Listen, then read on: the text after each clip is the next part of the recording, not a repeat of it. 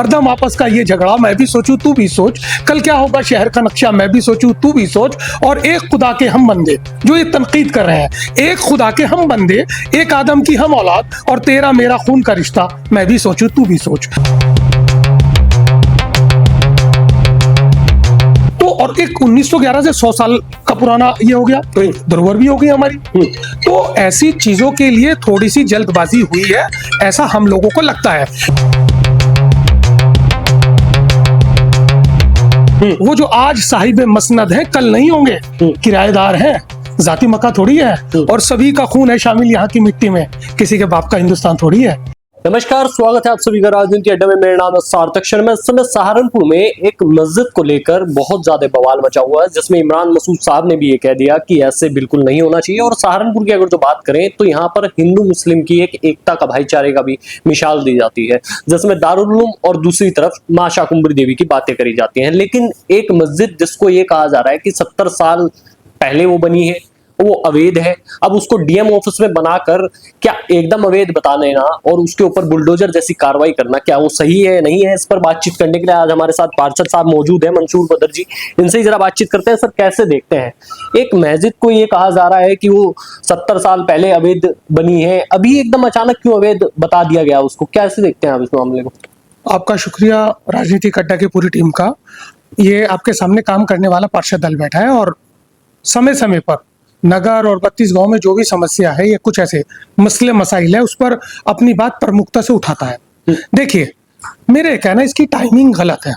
2027 का चुनाव फरवरी मार्च में है और आज ये डिसीजन आता है। तो और दूसरे आप ये देख रहे होंगे कि इन सब चीजों को किन चीजों से जोड़ा के देखा जा रहा है। लोग, एक आम आदमी देख रहा है कि पेट्रोल और डीजल का क्या हाल है, एथेनॉल मिला हुआ पेट्रोल आ रहा है, शुद्ध पेट्रोल 170 का मिल रहा है, हम किस महंगाई के मुहाने पे खड़े हैं, एजुकेशन हमारी कहाँ है, या बेरोजगारी हंगारी में इंडेक्स में हमारा कहाँ नंबर है। मेरे कहना है ये सब चीजें एक ध्यान भटकाने का काम है। और चाहे वो मंदिर हो या मस्जिद हो, मंदिर और मस्जिद जो है वो प्रेम, आस्था, प्यार के प्रतीक हैं। लोग नमाज पढ़ने के लिए जाते हैं, पूजा करने के लिए जाते हैं, आशीर्वाद के लिए जाते हैं, चाहे वो भगवान से मिले या अल्लाह से मिले वो आशीर्वाद।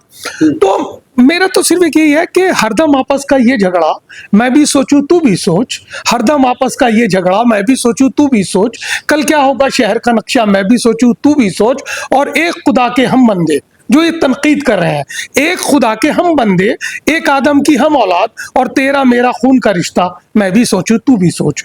इस आजादी को पाने के लिए, आजादी हमें 15 अगस्त 1947 को मिली, इस आजादी को पाने के लिए हिंदू मुस्लिम सिख सभी का बराबर योगदान रहा। आज एक चीज को पीछे की ओर किया जा रहा है तो वो तकलीफ है। दूसरा हमारा कहना है कि अगर इस जद में मस्जिद आ रही है कलेक्ट्रेट की, तो बहुत सारे हमारे और दूसरे धर्मस्थल भी आएंगे।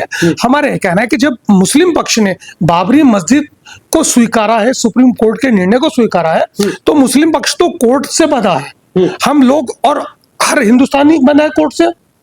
हमारे कहना है कि मुझे लगता है कि प्रशासनिक निर्णय है, ना कि कोर्ट का निर्णय। इस निर्णय के लिए, क्योंकि केवट में उन्हीं का नाम दर्ज है, सईद भाई क्या नाम है उनका, खान साहब का, वाहिद खान साहब। तो और एक 1911 से 100 साल का पुराना ये हो गया, तो धरोहर भी हो गई हमारी। तो ऐसी चीजों के लिए थोड़ी सी जल्दबाजी हुई है, ऐसा हम लोगों को लगता है। सहारनपुर प्यार मोहब्बत का शहर है, ऐसे निर्णयों में थोड़ी सी मुझे लगता है जल्दबाजी नहीं होनी चाहिए। कोर्ट का भी समावेश इसमें होना चाहिए था, दूरियों को हटाना चाहिए, नजदीकी लानी चाहिए। अमन चैन का सहारनपुर जिला है और पूरे हिंदुस्तान में अपनी अमन भाईचारगी के लिए मिसाल इस सहारनपुर को दिया जाता है। आपने शुरू में ही कहा कि एक और देवबंद दारुल उलूम है, दूसरी ओर हमारी मां शाकुंभरी देवी है, दोनों ही लोगों का आस्था का प्रतीक है। तो यहां से तो पूरी दुनिया को प्यार का संदेश जाता है। अच्छा, पर क्या अगर जो मैं सहारनपुर की बात करूं तो आज का कोई सहारनपुर तो है नहीं ना, आज का डीएम ऑफिस है जी। कई सालों पुराना, कई सदियों पुराने की बात है। कुछ लोगों का कहना ये भी है कि वो अंग्रेजों के जमाने की बनाई हुई एक धरोहर है जिसको मस्जिद को बताया जा रहा है। और सबसे बड़ी बात ये भी देखी जा रही है, क्या इतने नेता विधायक सांसद मंत्री इतने मुख्यमंत्री यहाँ कई बार आ चुके हैं, क्या तब नहीं वो किसी को डीएम ऑफिस में दिखाई दी कि ये मस्जिद यहाँ पर है और अवैध बनी हुई है? तब नहीं दिखाई दी, अभी दिखाई दी इलेक्शन से पहले। मैं तो आपको पहले आप मेरे प्रश्न का उत्तर आपके प्रश्न में ही छुपा है। मैं तो ये कह रहा हूँ कि टाइमिंग गलत है, क्योंकि अभी इलेक्शन है 4 महीने 6 महीने बाद, और वोटों का ध्रुवीकरण होगा, लाजमी कुछ ना कुछ ऐसी चीजें होंगी। लेकिन जिस तरह एक वर्ग विशेष ने बिल्कुल अपने अगर जज्बात हैं उन्हें अपने अंदर ही रखा, और मैं तो मानता हूं, मैं तो योगी साहब की और मोदी साहब की नीतियों को सैल्यूट कर रहा हूं। मैं समाजवादी से बिलोंग कर रहा हूं, पार्टी से। भाई मुस्लिम पढ़ाई की ओर चला गया, मुस्लिम पढ़ाई की ओर जा रहा है, मुस्लिम अपने एजुकेशन की ओर जा रहा है, अच्छी बात है भाई।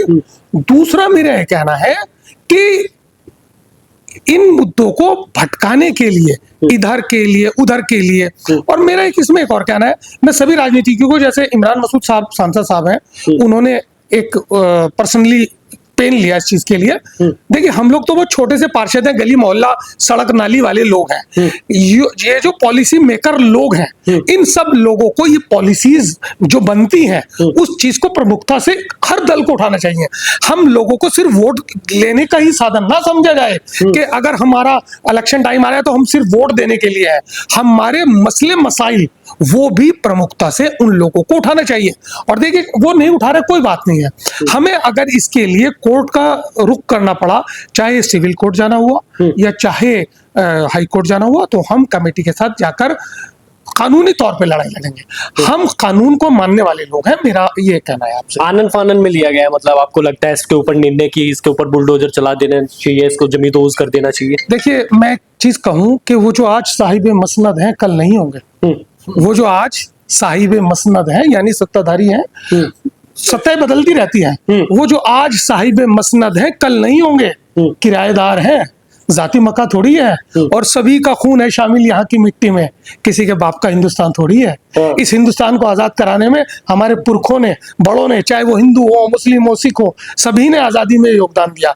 आज ये सब चीजें नहीं होनी चाहिए। ये गांधी जी एक आवाज दे रहे कि चलिए, उधर जवाहरलाल नेहरू साहब आवाज दे रहे, चलिए अबुल कलाम आजाद साहब दे रहे आजाद। आज भगत सिंह साहब की शहादतों को, चंद्रशेखर साहब की शहादतों को, सुखदेव राजभर की शहादतों को, वीर अब्दुल हमीद साहब की शहादतों को, उन सब की शहादतों को हम सब लोगों को याद करना होगा, आपसी प्यार मोहब्बत को। और देखिए अगर एक प्रशासनिक निर्णय है तो उसे प्रशासनिक निर्णय के हिसाब से ही लड़ा जाएगा, ऐसा मेरा मानना है।